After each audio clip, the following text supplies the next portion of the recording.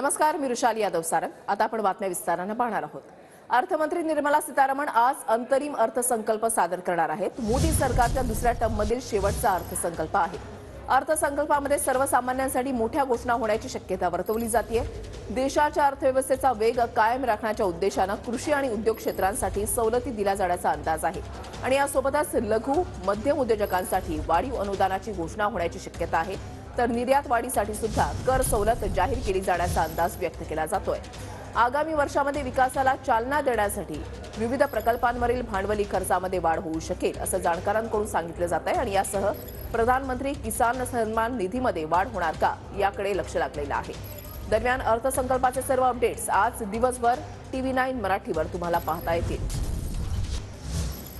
मोदी सरकारच्या दुसऱ्या टर्ममधील शेवटचा अर्थसंकल्प आहे, महत्त्वाचा अर्थसंकल्प आहे। आजच्या या अंतरिम अर्थसंकल्पामधून सर्वसामान्यांच्या वाट्याला नेमकं काय येणार हे पाहणं महत्त्वाचं असेल, याकडे सगळ्यांचं लक्ष लागलेलं आहे। अर्थसंकल्पाचे सर्व अपडेट्स आज आपण दिवसभर TV9 मराठीवर पाहू शकणार आहात। सकाळी 11 वाजता अर्थमंत्री निर्मला सीतारामन अंतरिम अर्थसंकल्प सादर करतील। कृषी आणि उद्योग क्षेत्रातील सवलती दिल्या जाण्याचा अंदाज सुद्धा वर्तवला जातोय। मोदी सरकारचं अंतरिम बजेट आहे। लोकसभा निवडणुकांच्या पार्श्वभूमीवर अंतरिम बजेटमध्ये महत्त्वाच्या घोषणांची शक्यता वर्तवली जाते।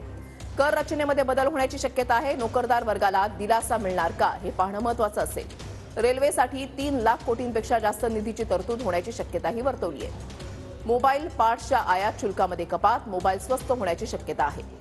मेक इन इंडियावर भर दिला जाऊ शकतो। संरक्षण खर्चामध्ये वाढ होण्याची शक्यता आहे। इंधनावरील उत्पादन शुल्कामध्ये कपात अपेक्षित आहे।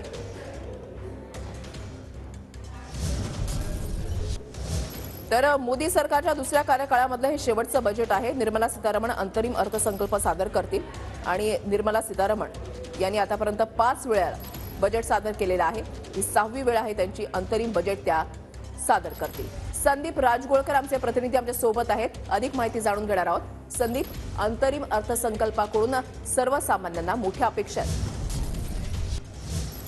खरं तर देशवासियांना मोठ्या अपेक्षा आहेत। पुढच्या काही मिनिटांमध्ये अर्थमंत्री निर्मला सीतारामन या राष्ट्रपती भवनात पोहोचतील आणि त्या ठिकाणी द्रौपदी मुर्मू यांची भेट घेऊन राष्ट्रपतींची मंजुरी या अर्थसंकल्पाला घेतली जाईल आणि त्यानंतर साधारणतः 10 वाजता मंत्रिमंडळाची एक महत्वपूर्ण बैठक होईल आणि त्या मंत्रिमंडळाच्या बैठकीमध्ये या अर्थसंकल्पाला पहिल्यांदा मंजुरी दिली जाईल आणि त्यानंतर 11 वाजता संसदेचं अधिवेशन सुरू होईल आणि त्या अधिवेशनामध्ये 11 वाजताच अर्थमंत्री निर्मला सीतारामन या अर्थसंकल्प मांडतील।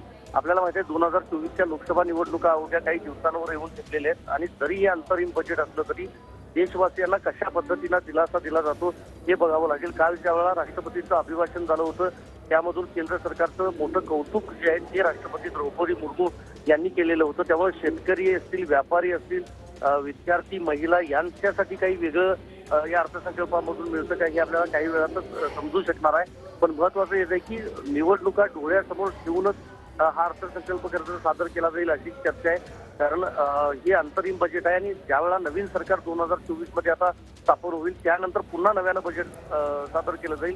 मात्र हे आता अंतरिम बजेट जे आहे ते आज मांडलं जाईल आणि निर्मला सीतारामन यांचं देखील कौतुक काल पंतप्रधान नरेंद्र मोदी यांनी केलं होतं। नारी शक्तीचं एक पर्व सुरू झालेलं आहे अशा पद्धतीनं त्यांनी त्यांचं कौतुक केलं होतं। त्यामुळे पुढच्या काही मिनिटांमध्ये आपल्याला समजू शकेल की नेमका कुणाला दिलासा दिलेला आहे। नक्कीच धन्यवाद संदीप, दिलेल्या सविस्तर माहितीसाठी। अपडेट सातत्याने जाणून घेणार आहोत।